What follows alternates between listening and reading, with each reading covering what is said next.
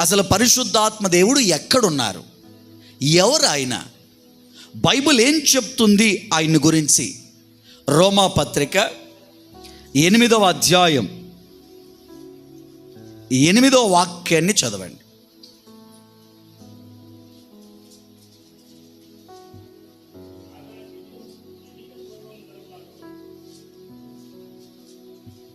చదవండి. శరీర స్వభావము కలిగిన వారు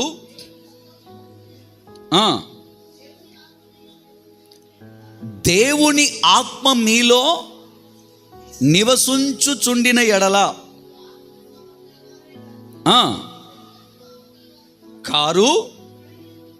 నోట్ చేయండి.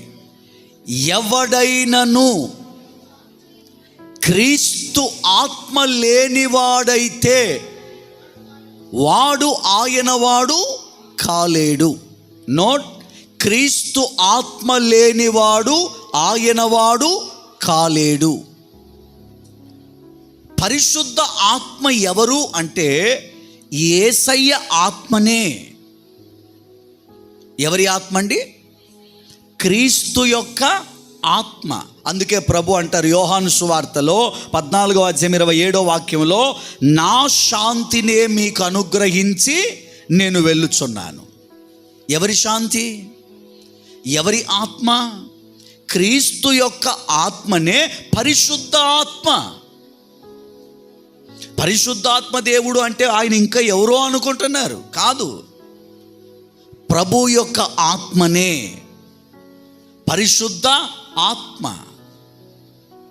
తండ్రి ఎవరు? ప్రభులోనే ఉన్నారు. కుమారుడెవరు? మనకు కనబడుతూనే ఉన్నారు. పరిశుద్ధ ఆత్మ ఎవరు? ఆయనలోనే ఉన్నారు. త్రిత్వమై ఉన్న త్రియేక దేవుడు మన దేవుడు. ఎగ్జాక్ట్గా మనం ఎలాగున్నామో ఆయన అలాగే ఉన్నారు. మనలో కూడా ఎంతమంది ఉన్నారు? శరీరం, ప్రాణం, ఆత్మ. ప్రతి ఒక్క మనిషిలో 3: శరీరం, ప్రాణం, ఆత్మ. మనం ఎవరి పోలిక? ఎవరి స్వరూపం? దేవుని పోలిక, దేవుని స్వరూపం. ఆయన ఒక్కరే. చాలాసార్లు యేసయ్య అంటారు, నన్ను చూచిన వాడు తండ్రిని చూచినట్టే, నేనును తండ్రియు ఇద్దరము ఏకమై ఉన్నాము. మీరు బైబిల్ ఆది కాండం నుంచి ప్రకటన గ్రంథం వరకు చూడండి, చదవండి, భూతద్దం పెట్టి వెతకండి. ఎక్కడ తండ్రి యొక్క రూపం ఎవ్వరికీ కనపడదు. ఆయన స్వరం మాత్రమే కనపడుతుంది, ఆయన స్వరం మాత్రమే వినబడుతుంది తప్ప ఆయన రూపం ఎవ్వరికీ కనపడదు. ఎందుకు కనబడదు అంటే సర్వ శరీరులకు ప్రాణమై ఉన్నాడు, ఆయనే ప్రాణమై ఉన్న తండ్రి.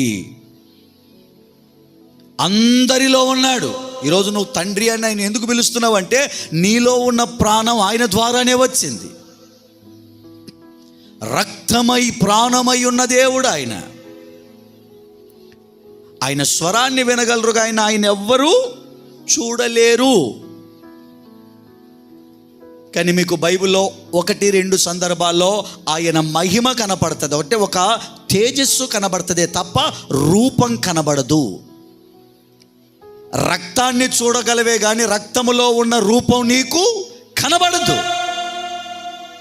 హేబేలు యొక్క రక్తము నేలలో నుండి మొరపెడుతుంది అంటే రక్తానికి ఒక స్వరం ఉంది, రక్తానికి ఒక రూపం ఉంది. కానీ రక్తంలో ఒక దేహం, ఒక రూపం ఎవరికైనా కనపడుతుందా?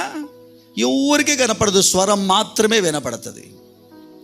ప్రాణమై ఉన్న తండ్రి, శరీరమై ఉన్న ప్రభువు, ఆత్మయై ఉన్న పరిశుద్ధ ఆత్మదేవుడు. ఆయనలో 3 ఆయనే ఏకమై ఉన్నారు. తండ్రి కాలం ఆయన పరిపాలన చేశారు. అప్పుడు కుమారుడిగా ప్రభు ఈ భూమి మీదకి వచ్చారు. ఆత్మయ్యున్న దేవుడు అనేక మంది ప్రవక్తల్లోనికి వెళ్ళి వాళ్ళని బలపరిచారు. చాలా సందర్భాల్లో మీరు చదువుతారు, దేవుని ఆత్మ బలముగా దిగిరాగా. అనేక సందర్భాలలో దేవుని ఆత్మ ప్రజల మీదకి వచ్చింది. వాక్యమయ్యున్న దేవుడు కూడా ఈ భూమి మీదకి వచ్చి వెళ్ళారు. తర్వాత కుమారుని కాలం, మరియమ్మ గర్భము గుండా ప్రభు ఈ లోకానికి వచ్చారు. ఇక ప్రభు టైం అది. తండ్రి స్వరం వినబడుతుంది. పరిశుద్ధ ఆత్మ దేవుని ఆకారము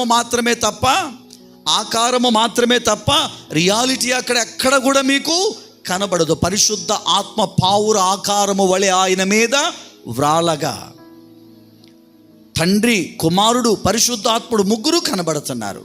కానీ ప్రభు వెళ్ళిపోతూ అంటారు, నా ఆత్మను, నా శాంతిని మీకు అనుగ్రహించి వెళ్ళుచున్నాను. ఇప్పుడు ఈ పరిశుద్ధాత్మ దేవుణ్ణి మీరు పొందారా అని అడిగితే ప్రజలు మాత్రం మాకు ఆయన ఎలాగుంటాడో, ఎక్కడుంటారో, ఆయనతో మాకు అనుబంధం ఏమిటో తెలియదయ్యా. గుర్తుపెట్టుకోండి, పరిశుద్ధ ఆత్మ దేవుణ్ణి గురించి మీరెంత తెలుసుకుంటే ఆయన మీకు అంతగా సహాయము చెయ్యగలరు. దేవునికి స్తోత్రం కలుగునుగాక.